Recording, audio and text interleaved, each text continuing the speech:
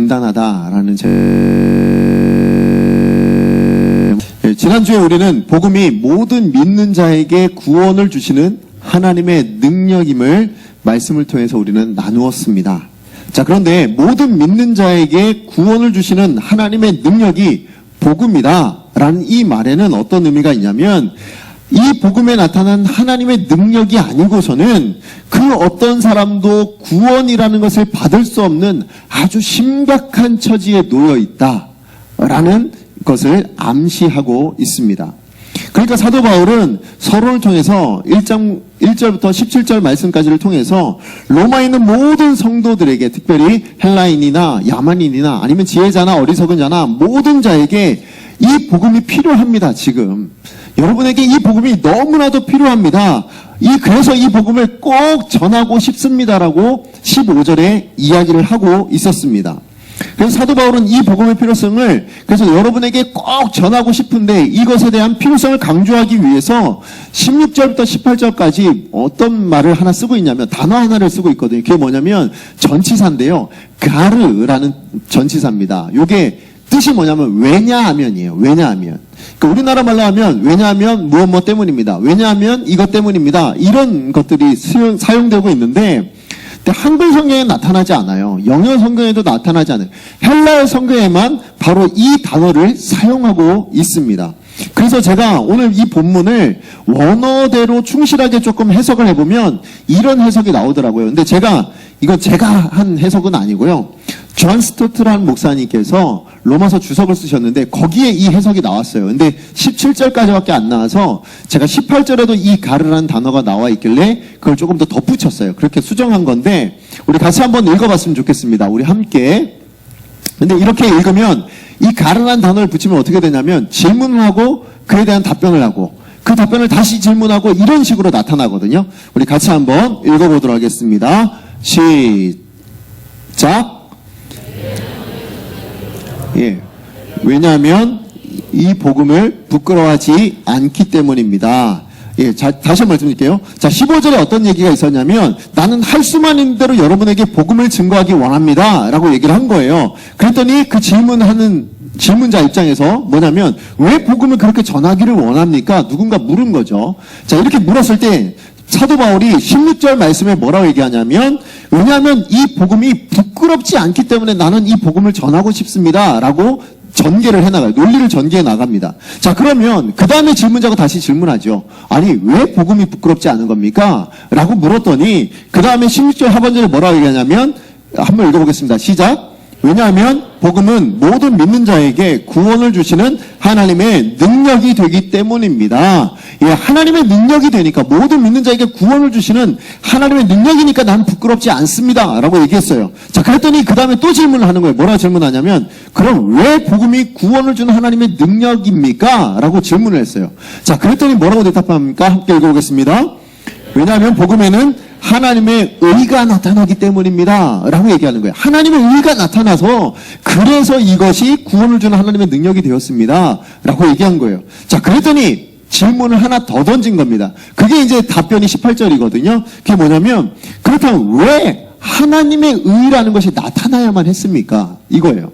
왜 하나님의 의가 아니고서는 구원을 받을 수 없게 된 겁니까? 라고 했을 때 그 답변이 18절인데 함께 읽어보겠습니다. 시작. 하나님의 진노가 나타났기 때문입니다. 무엇 때문이라고요?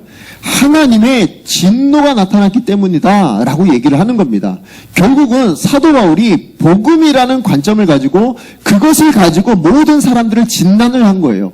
복음을 가지고 사람들을 진단했는데 진단한 결과가 무엇입니까? 모든 사람들은 하나님의 의가 필요한 아주 심각한 상태에 있습니다. 하나님이 직접 그 의를 주시지 않으면 안 되는 매우 어려운 상태에 놓여 있습니다 라는 것을 선언해주고 있는 것입니다. 그리고 그 모든 사람들이 가지고 있는 그 심각한 상태가 뭐냐? 그게 18절에 얘기하고 있는 하나님의 진노를 받아야 하는 상태가 됐습니다 라는 거예요. 그러니까 하나님의 진노가 있기 때문에 이 복음, 이것은 반드시 여러분에게 필요한 것입니다 라고 이야기를 하고 있다는 거예요. 그래서 이 하나님의 진노를 받아야만 하는 사람, 이거를 조나단 에드워즈라는 유명한 목사님께서는 뭐라 하셨냐면, 그 성경 그 책 제목이에요. 뭐라고 되어 있냐면 진노한 하나님 손에 붙들린 죄인들이라고 표현하고 있습니다. 그러니까 정말로 하나님이 진노하셨는데 그 진노한 하나님의 손에 붙들려 있는 죄인들. 그래서 언제라도 하나님께서 이것을 어떻게 하시면 누르시거나 지니기시거나 버리시거나 하면 어쩔 수 없이 그 모든 것들을 당해야만 하는 그런 상황 가운데 있는 사람들이다라고 표현을 해주고 있는 겁니다. 자, 그렇습니다. 우리는 아주 심각한 상태에 놓여져 있습니다. 모든 사람이 심각한 상황 가운데 있다라는 것입니다. 어떤 사람만이 아니에요. 모든 사람이에요. 매일매일 이 순간이 한순간 한순간마다 우리는 이 심각한 상황의 그 끝을 향해서 달려나가고 있습니다. 달리 얘기하면 우리가 살아가는 이 상황이 그 끝이 우리를 향해서 다가오고 있어요. 매 순간순간마다 이렇게 다가오고 있는 것입니다. 그런데 문제는 뭐냐면 이거보다 더 큰 문제는 하나님의 진노가 우리 가운데 있습니다. 이거보다 더 큰 문제가 있습니다. 그게 뭐냐면 그걸 누구도 심각하게 여기지 않는다는 거예요.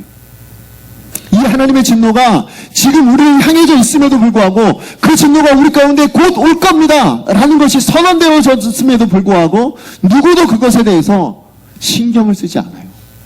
이걸 심각하게 여기지 않아요. 이게 왜 문제가 됩니까? 여러분, 노아 시대를 생각해 보시면 돼요. 노아 시대에 노아 홍수 이전에 노아와 함께 살았던 수많은 사람들이 바로 이렇게 살았거든요. 하나님의 심각한 진노가 있습니다. 분명히 물로 온 세상을 심판하실 것입니다 라고 얘기했음에도 불구하고 그 사람들은 먹고 마시고 시집가고 장가가고 자기 일상을 아무런 대수롭지 않게 생각하며 그렇게 살아냈다고 얘기를 하고 있습니다. 그랬을 때 막상 어떤 일이 당합니까? 이 심각한 진노가 다가왔을 때 거기에 누구도 피하지 못하는 일들이 일어나게 되었다라는 것입니다. 그렇습니다. 우리는 이것에 대해서 이 하나님의 진노에 대해서 사실은 여기 있는 우리조차도 이 자리에 함께 있는 우리조차도 우리는 하나님을 안다고 얘기하고 이 말씀을 듣는 사람임에도 불구하고 여러분의 삶은 어떻습니까? 이것에 대한 심각성을 느끼고 사셨습니까?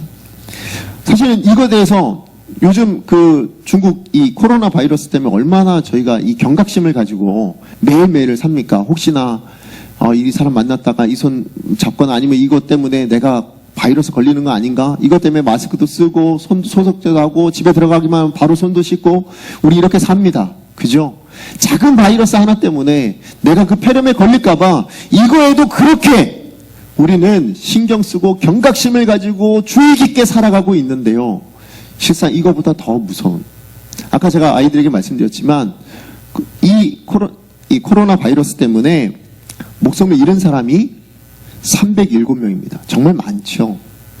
그런데요, 오늘 이 진노는 우리 모든 사람에게 있는 거예요. 이 진노는 어떤 사람만 받는 게 아니고 이 땅에 존재하는 모든 사람이 다 받아야 하는 겁니다. 우리는 이 심각한 질병 가운데 걸려 있는 거예요. 누구도 벗어날 수 없고 누구도 해결할 수 없는 질병 가운데 우리는 감염되어 있습니다. 남녀노소 빈부귀천을 떠나서 모두가 해결할 수 없는, 그들이 가지고 있는 것으로는 도무지 해결할 수 없는 질병 가운데 놓여 있습니다. 그런데 우리는 그것을 심각하게 여기고 살아가지 않습니다. 그게 우리의 모습이라는 거예요. 그런데 복음이 진단하고 있는 우리들의 모습, 그것을 조금 더 자세히 살펴보기 원합니다. 하나님의 진노라고 얘기하는 그 모습, 예수 그리스도를 믿기 전에, 하나님께 구원을 얻기 전에 우리의 모습은 어떠한 모습이었는가, 그래서 오늘 본문 말씀을 통해서 세 가지로 살펴보고, 또 우리는 이미 전에 그런 사람들이었지만 그러나 우리 주변에 있는 많은 사람들은 아직도 이런 사람들이기 때문에 우리는 이것을 알아야만 할 줄로 압니다. 첫 번째는 뭐냐면요, 하나님께 구원을 얻기 전에 우리는 어떤 모습이었습니까?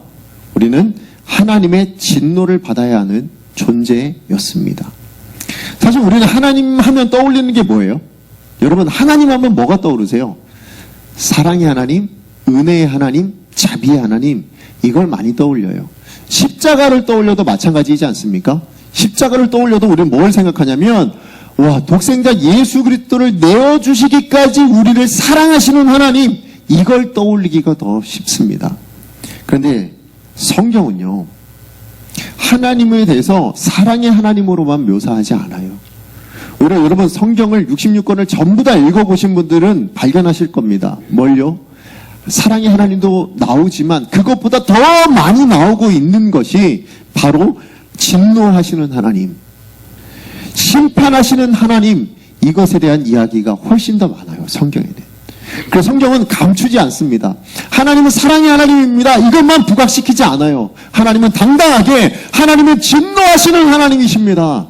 하나님은 죄에 대해서는 아주 심판하시는 그런 하나님이십니다라는 것을 분명하게 보여주고 있습니다. 신명기 32장 39절에서 41절 말씀 우리 같이 한번 읽어보겠습니다. 시작.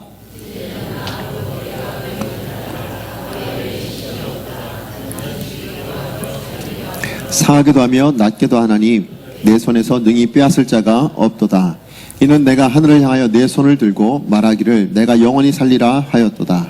내가 내 번쩍이는 칼을 갈며 내 손이 정의를 붙들고 내 대적들에게 복수하며 나를 미워하는 자에게 보응할 것이라. 아멘. 오늘 여기 있는 말씀을 보니까 일단 우리 모두는 하나님 손에 붙들려 있다고 얘기합니다. 하나님 붙들려서 능히 그것을 빼앗을 자가 없다라고 얘기하고 있습니다. 자, 그런데 그 하나님 손에 붙들려 있는 우리에게 하나님께서 뭘 얘기하십니까? 내가 번쩍이는 칼을 갈며 내 손이 정의를 붙들고 뭘 하신다고요? 나에게 대적이지 않는 자에게는 복수를 하겠다고 말씀하고 있습니다. 나를 미워하는 자에게는 내가 반드시 보응하겠다고 말씀하고 있습니다. 결국 하나님은 심판하신 하나님, 우리의 죄에 대해서 대적하신 하나님이심을 분명하게 보여주시는 거예요. 시편 7편 11절에도 이런 말씀이 있습니다. 같이 한번 읽어보겠습니다. 시작. 하나님은 의로운 재판장이시며 매일 분노하시는 하나님이시로다. 하나님이 본인의 의를 가지고 우리를 재판하시는 거예요. 매일매일을 결산하시는데 그 매일매일 결산하시는 그 하나님이 그 결산을 통해서 가지시는 모습이 뭐라고요? 보니까 매일 분노하고 계신대요. 이 땅에 있는 사람들을 바라보니까 내가 분노할 수밖에 없다고 얘기하고 계시는 거예요. 왜요? 죄에 대해서. 하나님이 그 죄에 대해서 진노하시기 때문에 그렇습니다. 그렇다면 하나님은 왜 진노하시는가? 그것은 하나님이 거룩하시기 때문이에요. 이것은 우리가 너무 잘 압니다. 하나님은 거룩하시기 때문에 모든 죄를 미워하시죠. 그리고 모든 죄를 미워하시기 때문에 모든 죄인들에 대해서 진노를 나타내시게 되는 겁니다. 그러므로 하나님의 진노라는 건 어떤 법적인 어떤 형벌, 벌, 이게 아니에요. 오히려 뭐라고 얘기할 수 있냐면 죄에 대해서 나타나는 반응이라고 얘기할 수밖에 없어요. 왜냐하면 그렇기 때문에 죄는 그러니까 하나님의 진노는 한 번 오고 끝나는 게 아니거든요. 어떤 사람에게 한 번 너 죄 졌으니까 진노 끝! 이렇게 얘기하지 않습니다. 어떻게 해요? 죄마다 진노라는 반응을 보이시는 거예요. 죄의 건건마다 진노라는 반응을 나타내신다는 겁니다. 왜 그렇습니까? 하박국 1장 13절 말씀입니다. 함께 읽겠습니다. 주께서는 눈이 정결하심으로 악을 참아 보지 못하시며. 예, 그렇습니다. 하나님은 눈은 정결하시대요. 거룩하시대요. 그래서 뭘 못 보신다고요? 악을 참아 보질 못하신다는 거예요. 그렇기 때문에 하나님이 거룩하시기 때문에 하나님은 진노라는 반응을 일으킬 수밖에 없다라고 말씀하고 있는 겁니다. 자, 그런데 이 하나님의 진노는 하나님께 너무나도 필요한 거예요. 아니, 하나님 이런 진노는 없어도 좋을 것 같은데 라고 생각하시겠지만 그렇지 않아요. 하나님이 하나님 되시기 위해서는 이 진노가 반드시 필요하거든요. 무슨 얘기냐? 하나님이 거룩하신 하나님이시잖아요. 그런데 그 거룩을 지키기 위해서는 뭐가 있어야 되는 거예요? 하나님의 진노가 있어야 되는 거예요. 하나님이 죄에 대해서 진노하지 않는데 죄를 보고도 그냥 무덤덤하게 그냥 넘어가신다면 그것을 거룩하다고 얘기할 수 있나요? 하나님이 공의로우신 분이시래요. 자, 그런데 공의로우신 하나님 앞에서 죄를 지었는데 가만히 내버려 두세요. 그래, 그럴 수 있지 하고 넘어가시면 그게 공의로운 겁니까? 그렇지 않잖아요. 그건 공의롭다고 얘기하지 않습니다. 하나님은 거룩하심이 순수하신 분이세요. 100% 거룩하신 분이세요. 100% 공의로운 분이세요. 100% 사랑을 베풀어 주시는 분이세요. 그런데 그 사랑의 대상이 죄로 인하여 고통받고 있는데 그걸 보고 가만히 있으신다면 그게 과연 사랑의 하나님이십니까? 그렇지 않다는 거예요. 그러니까 하나님이 하나님 되시기 위해서는 반드시 이 진노라는 것이 있어야만 한다는 것입니다. 그래서 하나님은 이 진노가 어찌 보면 그 아더 핑크라는 목사님은 이 하나님의 진노가 하나님의 속성이라고까지 얘기를 하셨어요. 여러 사랑, 공의, 거룩 이것과 똑같은 진노도 하나의 속성이다 라고 얘기하실 만큼 그렇게 하나님의 진노는 반드시 하나님께 있어야 되는 것이라고 이야기를 하고 있습니다. 그렇습니다. 이 하나님의 진노에 대해서 우리가 제대로 이해하지 못하면 사실은 뭘 이해하지 못하는 거냐면 예수님이 짊어지셔야 됐던 그 십자가의 의미를 우리는 제대로 이해하지 못하는 거예요. 무슨 얘기냐면 여러분, 하나님의 진노가 없으면 예수님의 십자가가 필요했을까요? 그렇지 않겠죠. 그렇죠. 굳이 아들을 보내서 죽이면서까지 그렇게 우리를 구원하실 필요가 있습니까?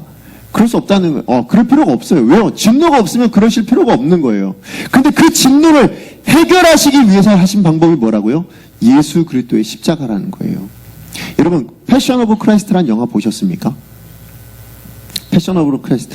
저는 이제 그거를 전체를 다 못 봤어요. 사실은 제가 영화를 제가 하는데요. 잔인한 영화를 못 봐요. 무서운 영화를 제가 못 봐요. 그래서 제가 어렸을 때부터 그 전설의 고향 이런 거는 저는 입을 뒤집어 쓰고 저희 동생들은 보고 그랬거든요. 그래서 이제 됐냐? 지나갔냐? 그러면 이제 지나갔어. 문을 갑자기 확 이런 거 있잖아요. 저희 동생들이 그렇게 저를 많이 놀렸었거든요. 근데 저는 진짜로 그래서 전 잔인한 거, 무서운 거 이런 걸 잘 못 봐요. 근데 언제부터 제가 그 패션 오브 크라이스트를 봤는데 언제부터 제가 못 봤냐면 그 예수님이 그 십자가에 달리시기 전에 그 군인들한테 끌려가가지고 매질을 당하는 게 있어요. 그러니까 그 채찍질을 당하거든요. 근데 그게 너무나도 생생하게 보이는 거예요. 진짜로 한 번 때렸는데 갑자기 등에 이렇게 확 파인 자국, 뼈가 드러나고 뭐 이런 모습들이 실제로 피가 막 이렇게 튀고 뭐 이런 모습들을 보니까 도저히 그걸 못 보겠더라고요. 그 십자가에 달리시는 것까지 솔직히 제가 못 봤어요. 마지막에 뭘 봤냐면 눈물 한 방울 떨어지는 거. 그거 보고 나 다 봤다 이렇게 하고 넘어갔거든요. 근데 제가 그걸 보면서 무슨 생각을 했냐면 여러분, 그건 예수님의 십자가는 실제로 일어난 일이잖아요.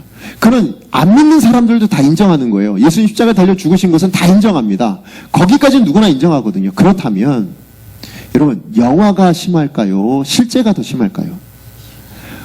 덜하면 더했지 영화보다 덜 하진 않을 거라고 저는 생각이 됐거든요. 예수님이 왜 그런 고통을 당해야 되냐고요. 왜 그런 아픔을 당하셔야 되고 왜 그런 수치를, 그런 조롱을, 그런 죽임을 당해야만 했냐는 거예요.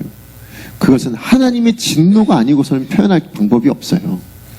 하나님이 그 진노를 우리 가운데 주셔야 되는데 그 진노를 우리 가운데 부으셔야 했는데 그 모든 진노, 그 죄에 대한 진노를 예수님께 다 쏟아 부으신 거예요. 그게 십자가거든요. 그러니까 하나님의 진노라는 것에 대한 개념이 우리 가운데 정립되지 않으면, 이것에 대한 심각성을 우리가 알지 못하면 예수님께서 왜 십자가를 지셔야만 됐는지에 대한 물음이 생겨요. 꼭 그렇게 구원해야만 했나? 꼭 예수님 십자가를 달려서 저렇게 아들을 주셔서 죽이셔야 할 만큼 저렇게 구원을 해야 된다. 그냥 너희들 다 구원 이러면 되는 거 아니야? 이런 질문이 나오는 이유는 왜 그래요? 하나님의 진노라는 개념을 모르시기 때문에 그래요. 하나님이 이 진노를 부으셔야만 했어요. 우리 가운데 원래는 부으셔야만 했어요. 그런데 그 진노를 예수님께 부으셨다라는 것입니다. 그러므로 여러분, 우리는 하나님의 거룩하심을 따라 우리는 성도된 사람들이잖아요. 그런데 이런 성도로서 살아가도요, 우리 안에 심각한 문제들이 참 많이 있습니다. 경제적인 문제도 있고, 자녀들로 인한 문제들도 있고, 여기 있는 우리 학생들 중에는 학업으로 인한 문제들, 친구들 관계에 있는 문제들, 그 문제는요, 누구에게나 어떤 사람에게나 경중이 다르지만 그러나 심각한 문제예요. 너한테는 어떨지 몰라지만 나한테는 너무나도 심각해 라는 그런 문제들이거든요. 그런데 그 모든 문제보다 더욱더 심각한 문제, 더욱더 긴급하게 해결될 문제가 있는데 그게 뭐라고요? 하나님의 진노라고 저는 다시 한번 강조하고 싶습니다. 왜 그러냐면 우리 모두는 본질상 어떤 사람이에요? 진노의 자녀이기 때문에 그래요. 에베소 2장 1절에서 3절까지의 말씀 우리 같이 한번 읽어보겠습니다. 시작. 그때에는 이제는 너희는 그 가운데서 행하여 이 세상 풍조를 따르고 공중의 권세 잡은 자를 따랐으니 곧 지금 불순종의 아들들 가운데서 역사하는 영이라. 전에는 우리도 다 그 가운데서 우리 육체의 욕심을 따라 지내며 육체와 마음에 원하는 것을 하여 다른 이들과 같이 본질상 진노의 자녀이었더니. 아멘. 그렇습니다. 우리는 본질상 진노의 자녀입니다.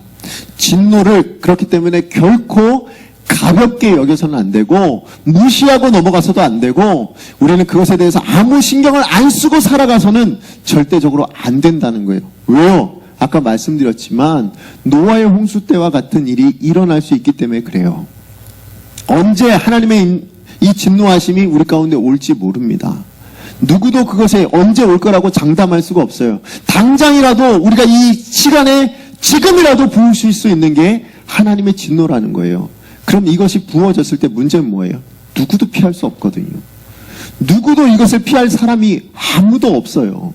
여러분 노아의 홍수를 보셔서 아시잖아요. 소돔과 고모라가 멸망당했을 때도 어떻게 해요? 하나님이 꺼내주신 롯 외에는 누구도 구원받지 못했어요. 이스라엘의 멸망도 어떻습니까? 하나님이 작정하시니까 그것이 이루어지더라는 거예요. 그 하나님의 진노가 저와 여러분에게 있어요. 언제 임할지 모르는 그 진노가 우리 가운데 있다라는 것입니다. 그게 우리의 모습이에요. 그게 우리의 실상입니다. 아니 이 세상에 있는 모든 사람들의 실상인 줄로 압니다. 두 번째로 우리가 기억해야 될 거, 하나님께 구원 얻기 전에 우리는 어떤 존재였습니까? 불의로 진리를 막는 존재였다라는 겁니다. 불의로 진리를 막는다고 할 때 불의는 간단하게 얘기하면 뭐냐면 그냥 죄라고 번역을 해도 될 것 같아요. 죄라고 말해도 됩니다. 자, 그런데 막는다라는 말은 이 원어에 어떤 의미가 있냐면 억제하다, 제지하다, 아니면 방해하다 이런 뜻이 있어요. 근데 이걸 성경에서 언제 사용했냐면 이 단어를 의도적으로 무엇인가를 거스르는 행위를 할 때, 그러니까 내가 자의적으로 의도를 가지고 고집스럽게 그것을 반대할 때, 그런 행위를 할 때 그것을 막는다라는 이 단어를 사용했다라고 합니다. 그러므로 죄라는 건 뭐예요? 그냥 나쁜 짓을 하는 것 정도가 아니라는 거예요. 죄라는 것은 진리 대신 하나님에 대해서 의도적으로 고집스럽게 거스르는 것. 그게 바로 죄라고 말씀하는 겁니다. 그러므로 죄인이란 뭡니까? 하나님이 뭘 원하시는지, 하나님께서 무엇을 싫어하는지 알매도 불구하고 의도적으로 그것을 행하거나 아니면 거스르거나 하는 사람이 죄인인 겁니다. 그래서 사도 바울은 19절에 이렇게 얘기합니다. 우리 같이 한번 읽어보겠습니다. 시작. 알만한 것이 그들 속에 보임이라 하나님께서 이를 그들에게 보이셨느니라. 아멘. 하나님 알만한 것이 우리 가운데 나타났다는 거예요. 그게 양심이 됐든 자연 계시가 됐든 아니면 이 성경 말씀이 되었든 우리에겐 하나님의 알만한 것, 하나님의 뜻을 분명하게 보여주셨는데 그럼에도 불구하고 우리 안에는 뭐가 있다는 거예요? 하나님을 거역한다는 거예요. 하나님을 거절한다는 거예요. 하나님 말씀에 대해서 아니요 저는 원치 않습니다 라고 분명히 NO! 라고 얘기를 하게 되었다는 거예요. 그게 우리의 본성이라는 겁니다. 그걸 어떻게 언제부터요? 아담 때부터 그랬다는 거예요. 여러분 아담이 뭘 한 거예요? 아담이 분명히 하나님께서 원하신 바는 뭐였습니까? 선악과를 먹지 말라였어요. 먹으면 정령 죽으리라. 그것이 하나님의 뜻인 줄 알면도 불구하고 뭘 한 거예요? 먹었거든요. 그 이후로 어떻게 된 거예요? 하나님의 뜻에 대해서는 아니요, 원치 않습니다, 싫어요 라는 사람들이 되고 말았다는 거예요. 근데 그거는 세상 사람들만 그럴 게 아니에요. 예수를 믿는 저와 여러분도 동일하지 않습니까? 이런 일들이 여러분 마음 가운데 있지 않아요? 하나님 말씀하시는데 어떤 거는 용납하고 어떤 건 나와 맞지 않으니까 아니요 하나님 그거는 좀 나한테 요구청하지 마십시오, 그건 나한테 요구하지 마세요 라는 마음들이 여러분 안에 종종 일어나지 않는가요? 사실 하나님은요 처음 사람을 지었을 때부터 그렇게 거절하는 존재가 되지 않았습니다. 그렇게 짓지 않으셨어요. 오히려 하나님은 어떻게 지었냐면 하나님을 영화롭게 하는 사람으로 지었습니다. 그래서 하나님은 사람을 지으실 때 먹든지 마시든지 무엇을 하든지 하나님의 영광을 위해서 살도록 지음받은 사람이 바로 우리들이에요. 그래서 웨스트민스터 소유리 문답 1문 1답은 사람의 목적에 대해서 이렇게 분명하게 이야기를 해주고 있습니다. 제가 1문 문제를 드릴게요. 답을 해주세요. 사람의 제일 되는 목적이 무엇입니까?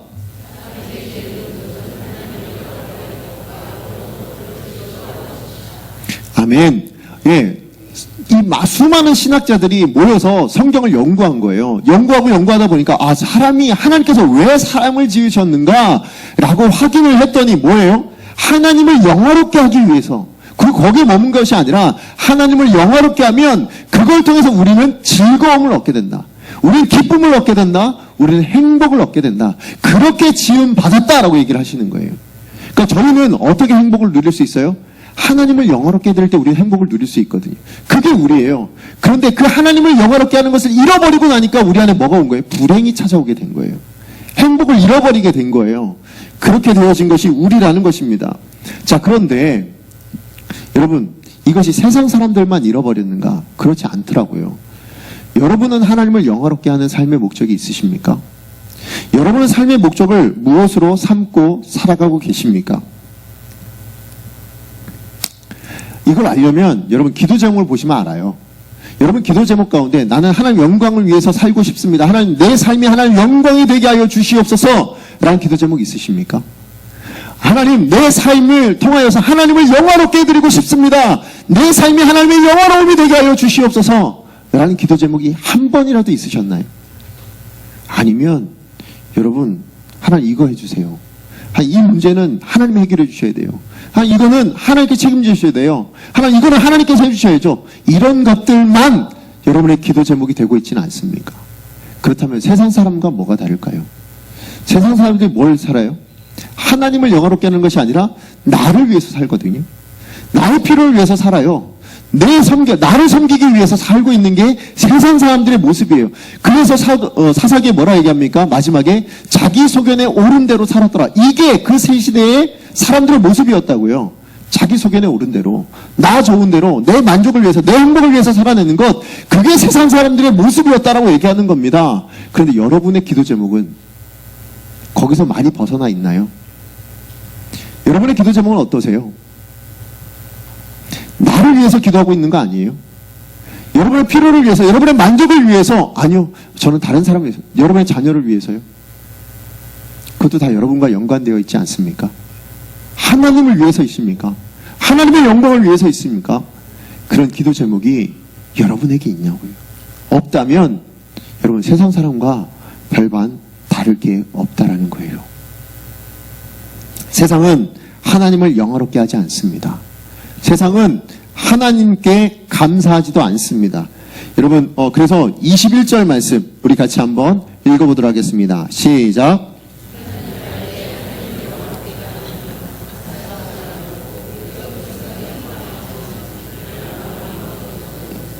네, 이게 지금 하나님 믿는 성도들에게 한 얘기예요. 하나님을 아는데 하나님을 영화롭게 하지 않는데요. 여러분 여기에서 자유로울 수 있습니까? 여러분 이 말씀 가운데 여러분 자유롭다고 여러분 얘기하실 수 있나요? 저는 여러분이 자유롭기를 소망합니다. 정말로 여러분의 삶이 하나님의 영화롭게 하는, 하나님의 영광을 위하여 먹든지 마시든지 무엇을 하든지 그렇게 살아내실 수 있기를 소망합니다. 근데 이걸 잃어버리게 되면, 이 목적을 잃어버리게 되면 어떻게 되냐면 에베소 4장 19절 말씀처럼 됩니다. 우리 같이 한번 읽어보겠습니다. 시작. 그들이 감각 없는 자가 되어 자신을 방탕에 방임하여 모든 더러운 것을 욕심으로 행하되. 어떤 일이 일어난다고요? 하나님을 영화롭게 하지 않는 이 삶을 통하여서, 하나님을 거역하는 일로 인하여서 어떻게 되냐면 죄로 말미암아 감각을 잃어버리게 된다는 거예요. 그리고 죄를 지으면 지을수록 더 담대해지고 모든 죄에 대해서 무뎌지고 결국은 죄에 사로잡히고 마는 그런 인생이 되고 만다는 겁니다. 여러분 요즘 뉴스를 한번 생각해 보세요. 여러분 제가 어렸을 때만 해도요, 뉴스들 사람 한 사람 죽는 것만 해도 커다란 대서특필로 나왔어요. 그렇지 않습니까? 요즘은 사람 하나 죽었다고 대서특필 나오나요? 그러지 않아요. 여러 명, 한 100명 정도 죽어야, 한 50명, 몇십 명 정도 죽어야 대서특필이 돼요. 그게 요즘 세대예요. 정말 뉴스나 아니면 사건들을 보면 점점 더 잔인해지고 있고요. 점점 과격해지고 있어요. 왜 그렇게 된다고 생각하십니까? 왜 예전보다 점점 더 이렇게 세상이 변화되어져 가고 있을까요? 악해지고 있을까요? 오늘 말씀해 보니까 그들이 감각이 점점 없어지는 자가 되어 죄에 대해서 너무너무 무뎌지는 자가 되어 방탕에 방임하고 더러운 것을 욕심으로 행하고 있는 그런 사람들이 점점 그렇게 되어져 가고 있기 때문입니다. 이런 일들이 또 무엇을 나타냅니까? 성경을 진리로 인정하지도 않아요. 여러분, 한창 우리 뜨거운 이슈였던 동성애 한번 생각해 보세요. 어떻습니까? 분명히 성경은요, 오늘 우리가 좀 이따 나중에 더 읽어보시면 이제 1장에도 나오는데요. 남자가 남자와 더불어 부끄러운 일을 행하는 것을 뭐라고 합니까? 죄라고 분명하게 얘기를 합니다. 그것은 옳은 것이 아니라고 분명히 얘기를 하고 있습니다. 불의한 일이라고 분명히 얘기를 하는데 요즘은 세상은 뭐라고 얘기해요? 동성애는 그냥 성향의 문제래요. 그냥 다르기 때문에 나타나는 일이라고 얘기를 합니다. 정말 그런가요? 성경은 그렇지 않다고 얘기를 하는데요. 오히려 그래서 우리가 이 동성애를 죄라고 얘기하면 뭐라고 해요? 지금 어떤 나라에서는 그것이 불법이다라고 얘기하고 있어요. 그런 세상이 되고 말았습니다. 사람들은 과학이라는 이름으로 뭘 합니까? 창조라는, 하나님께서 이 말씀을 통해서 모든 세상을 하나님이 직접 창조하셨습니다라는 이것에 대해서 뭐라고 얘기해요? 미신이라고 얘기해요. 미신과 같이 맹신이라고 얘기를 합니다. 오히려 뭐가요? 진화론이 더 맞는 얘기다. 그것이 더 근거 있는 얘기다. 이렇게 얘기를 하고 있습니다. 결국 사람들은요, 뭐예요? 하나님 불의로, 자기의 생각으로, 자기의 소견에 오른 것을 가지고 하나님을 거절하고 하나님을 막아내고 그런 삶을 여전히 살아내고 있다라는 겁니다. 근데 여러분 기억하셔야 돼요.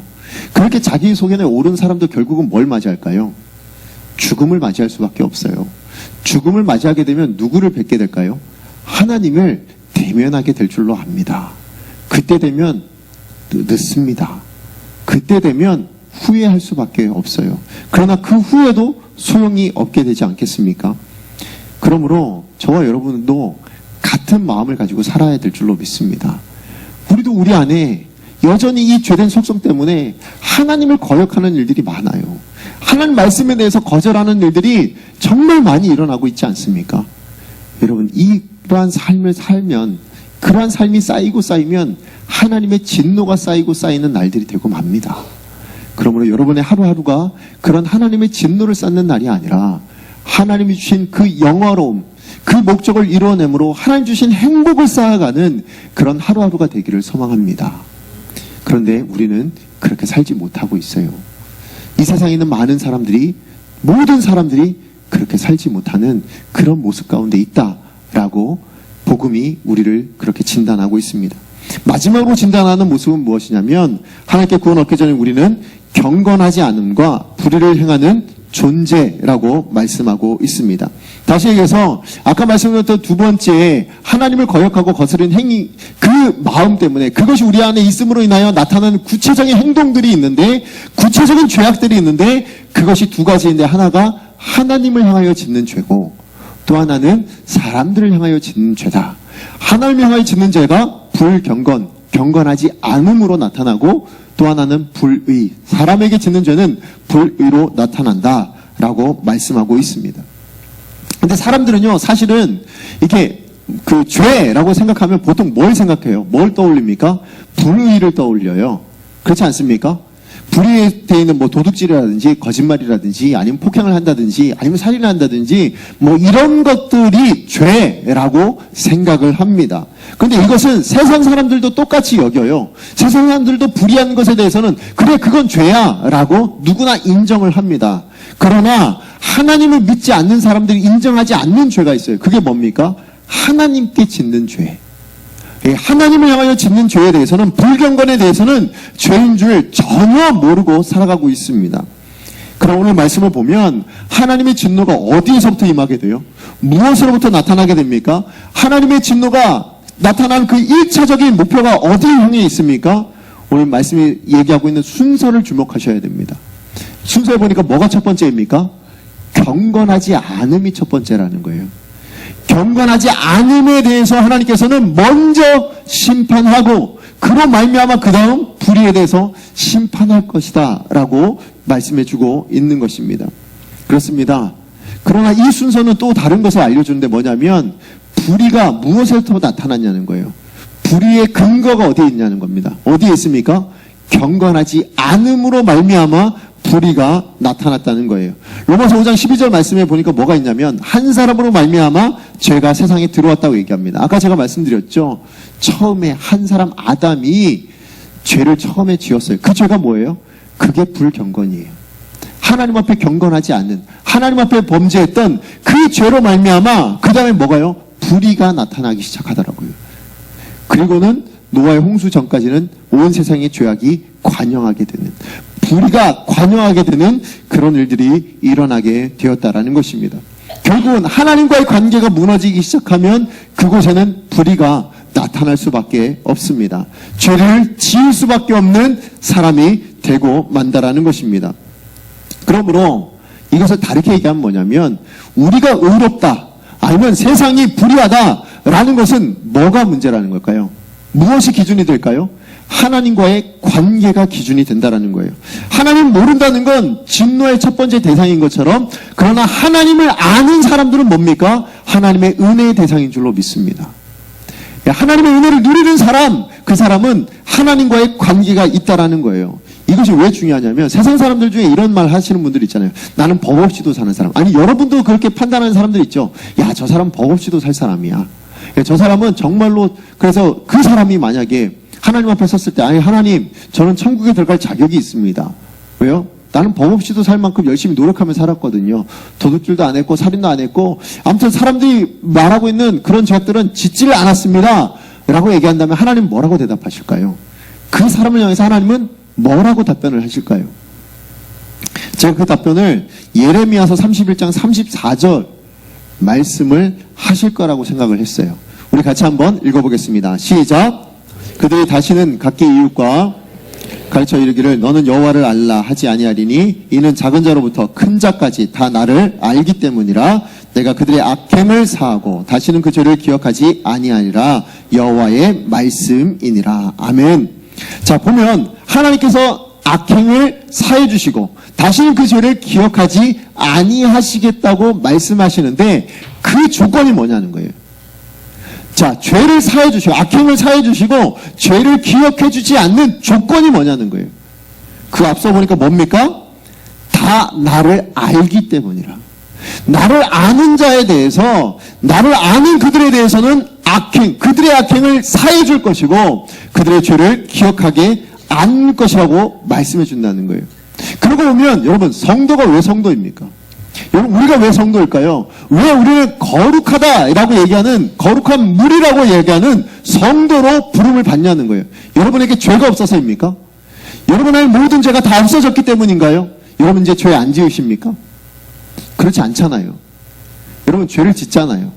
우리 안에도 죄가 있지 않아요? 사실은 성경에도 보면요, 초대교회도 다 죄가 있었어요. 어느 정도의 죄인 줄 아십니까? 동성애도 있었어요. 교회 안에. 교회 안에 또 분단, 파가 나눠져 있었어요. 바울파, 베드로파, 아볼로파, 그리스도파 해가지고 파가 나눠서 싸우고 있었습니다. 또 다른 복음이 들어왔대요. 이단이 들어왔다는 거예요. 그런 것들이 다 용납되고 있었고 그런 일들이 자행되고 있었던 교회들이 초대교회였어요. 근데 사도 바울은 그 교회의 성도들 향해서 뭐라고요? 성도라고 불렀다니까요. 왜 성도라고 부른 걸까요? 뭘 근거로 성도라고 부릅니까? 그들이 죄를 짓지 않아서요? 그렇지 않아요. 죄가 있음에도 불구하고 뭐가 있으니까요? 하나님과의 관계가 있으니까요. 하나님과의 관계가 회복되었으니까 그들은 성도라고 부름을 받는다는 거예요. 그래서 이 관계가 무엇으로 해결되어진 거죠? 예수 그리스도의 십자가의 복음인 줄로 믿습니다. 예수 그리스도의 그 능력으로 말미암아서 예수님 때문에 우리는 하나님과의 관계가 회복되어져서 저와 여러분 이 자리에서 성도로 부름 받는 거예요. 여러분을 향하여 거룩하다고 얘기하는 겁니다. 여러분 거룩하십니까? 거룩하시죠? 예수님 안 믿으세요? 다 믿으시죠? 예, 여러분 거룩하신 분들이십니다. 그것이 무엇 때문이라고요? 하나님과의 관계 때문에 이루어진 일. 그러니까 불경건이 해결되어져 경건한 삶을 우리가 누릴 수 있고 행할 수 있는 사람이 되었기 때문에 우리를 향하여 거룩한 사람이라고 말씀하고 있다라는 겁니다. 그렇다면 달리 얘기하면 이 시대에 정말 불의가 정말 심각해지고 있다라는 건 다르게 얘기하면 뭐라고 진단할 수 있는 거예요? 하나님과의 관계가 점점 멀어지고 있다라는 거예요. 여러분의 일상 가운데 죄가 자꾸 끊임없이 나타난다는 건 어떤 의미가 될까요? 여러분이 하나님과의 관계에서 점점 멀어져 있다는 뜻이에요. 이 교회 안에 어떤 불의가 일어난다면 그 이유는 무엇입니까? 여기는 우리 성도들이 하나님과의 관계가 멀어져 있기 때문에, 그래서 이 교회도 불의가 나타나는 교회가 되고 만다라는 겁니다. 그러므로 반대로, 그렇다면 이 불의를 없애고 싶은데, 이 불의와 싸우고 이기고 싶은데 그러려면 어떻게 하면 될까요? 불의와 맞짱 한번 뜰까요? 그럼 이길 수 있겠습니까? 여러분 싸워보셨잖아요. 여러분 죄된 것과 한번 싸워보셨잖아요. 이기셨습니까? 지금까지 내가 이 죄는 한 번 짓고는 그 다음부터 한 번도 안 졌다, 그런 적 있으세요? 없어요. 마음으로라도 짓고 있어요. 생각으로라도 짓고 있잖아요. 끊임없이 유혹받고 있잖아요. 왜요? 우리는 절대 그 죄를 이길 수 없습니다. 근데 그 죄를 이기는 방법이 있어요. 그게 뭘까요? 그게 하나님과의 관계를 회복하는 거예요. 그 죄랑 직접 싸워서 이기는 것이 아니라 하나님과의 관계를 회복하고 하나님께 가까이 붙고 하나님을 더욱더 묵상하고 하나님 말씀을 묵상하고 살아갈 때 이 모든 불의가 사라지게 될 줄로 믿습니다. 그래서요, 불의와 불경건은 항상 함께 가요. 예, 불경건과 불의는 따로 떼어져 나오질 않습니다. 항상 함께 갑니다. 불경건을 한 때 불의가 나타나요. 그렇다면 경건을 회복하면 어떻게 될까요? 의도 회복하게 될 줄로 믿습니다. 말씀의 결론을 맺습니다. 여러분, 세상은 하나님의 진노 아래에 있습니다. 그렇지만 감사하게도요, 아직 그때가 오지 않았어요. 은혜의 때가 아직 여전히 여기에 있습니다. 그런데 문제는 뭐예요? 언제 얼마나 남아있는지 우리가 몰라요. 그렇죠? 여기 아시는 분 계세요? 언제 하나님 예수님 다시 오셔서 이 땅에 심판을 하실지 여러분 아시는 분 계십니까? 몰라요. 누구도 모릅니다. 그러나 그 심판의 때는 분명히 엄중한 하나님의 진노가 있을 것인데, 그러나 그 진노를 당하지 말라고, 그 진노를 이겨내라고, 그 진노의 날에 구원을 얻게 하시기 위해서 우리에게 복음을 주신 줄로 믿습니다. 그렇다면 여러분, 이 복음 어떻게 해야 될까요? 여러분만 가져서는 안 돼요. 이 세상에 있는 수많은 사람들, 여러분의 사랑하는 사람, 여러분의 친지들, 여러분의 친구들을 위해서 이 복음을 전해야 될 줄로 믿습니다. 더 늦어지기 전에, 정말 이것이 실현되어져서 더 이상 기회가 없을 때 후회하지 말고요, 지금부터 전해주는 사람이 되셨으면 좋겠습니다. 이 진노의 심각성을 깨닫고 전해줄 수 있기를 소망합니다. 여러분, 이 진노가 얼마나 무서운지를 안다면 우리가 왜 전하지 못하겠습니까? 왜 우리가 안 전하겠습니까? 지금 내 사랑하는 사람이 그 진노를 경험해야 된다면, 예수 그리스도의 그 십자가에 달린 그 고통을 이 사람이 당해야 되는 일이라면 우리가 왜 그에게 전하지 않겠습니까? 전해줘야 됩니다. 뿐만 아니라 세상 사람들은 불의로 진리를 막고 있습니다. 아니, 세상 사람만이 아니라 저와 여러분도 어쩌면 불의로 진리를 막고 있는지도 모르겠습니다. 하나님을 거역하고 하나님 말씀대로 살기를 원치 않는 일들이 종종 우리 가운데 일어나고 있습니다. 그러나 세상과 다른 것은 우리는 그것이 가슴 아픈 일인데 세상 사람들은 그걸 자랑으로 여겨요. 예, 바벨탑을 쌓아서 하나님 없이 내가 쌓은 것, 내 노력으로 이루어낸 것, 그것으로 나는 자랑을 삼겠다, 내 이름을 드러내겠다라고 생각하는 것이 바로 이 세대의 모습이거든요. 그런데 그런 세대의 사람들을 향하여서 하나님은 누구를 세우셨어요? 아브라함을 세우셨어요. 무슨 얘기예요? 내가 경건함을 통하여, 나와의 관계를 통하여 그것으로 세상을 살아내는 것이 진정 옳다, 그것이 내가 원하는 바고 그것이 정답이다라는 것을 보여주시기 위해서 아브라함을 세워주셨던 것처럼 저와 여러분은 그런 삶으로 부르신 줄로 믿습니다. 우리는 세상을 향해서 그런 삶을 살아내야 되는 그런 사명이 있는 사람이라고 저는 생각합니다. 이 땅에 있는 많은 사람들에게, 수많은 세상에 있는 사람들에게 그 길, 너희가 지금 옳다고 생각하는 그것은 옳은 길이 아니다라는 것을 말씀해주고 드러내줘야 될 줄로 믿습니다. 그런데 그게 쉽지 않아요. 그렇게 살다 보면 오히려 더 고통을 당하고 오히려 더 힘든 일을 만날 수 있어요. 그런데 그때 저는 우리 강성교회가 그런 사람들이 모여서 다시 격려함을 얻고 위로함을 얻고 힘을 얻고 다시 세상 가운데 나아갈 수 있는 공동체가 될 수 있기를 소망합니다. 무슨 얘기냐면 이곳에 오면 나만 그렇게 살고 있는 게 아니네. 나만 하나님 말씀 붙들고 그 하나님의 경건을 따라 하나님의 뜻을 따라 살아내는 삶을 살고 있는 것이 아니네. 이 자리에 수많은 사람들이 그렇게 살고 있네. 나 잘 살고 있는 거 맞네. 라는 것이 확인되어지고 그렇게 그런 사람들 향하여 당신 잘 살고 계십니다. 라고 격려해 줄 수 있는 그런 모임이 그런 우리 공동체가 우리 강성교회 공동체가 되어지길 소망합니다. 우리는 그렇게 부름받았습니다. 우리는 본래 모습은 이전의 모습은 우리가 구원받기 전에는 우리가 복음이 진단한 대로 이 세 가지의 모습을 가지고 있었을지 몰라도 지금은 그렇지 않다. 오히려 그것이 틀렸다라는 것을 보여주기 위해서 그것에 대한 답이 있는 인생이 있다. 답이 우리 가운데 있다. 이 세상 가운데 이미 주어져 있다. 라는 것을 세상 가운데 보여주는 자로 저와 여러분을 부르신 줄로 믿습니다. 그 답을 이번 한 주간에 한번 살아내보시지 않겠습니까? 좀 힘들더라도 좀 어렵더라도 그것 때문에 손해를 보더라도 그러한 삶을 살아내실 수 있는 저와 여러분 되기를 간절히 소망합니다. 우린 그렇게 부르심을 받았습니다. 세상을 그렇게 살아내라고 부르심을 받은 줄로 믿습니다. 우리 시간 말씀 생각하면서 함께 기도하기를 원합니다. 함께 기도하실 때요. 하나님, 정말로 하나님 제가 그렇게 살기를 원합니다. 하나님,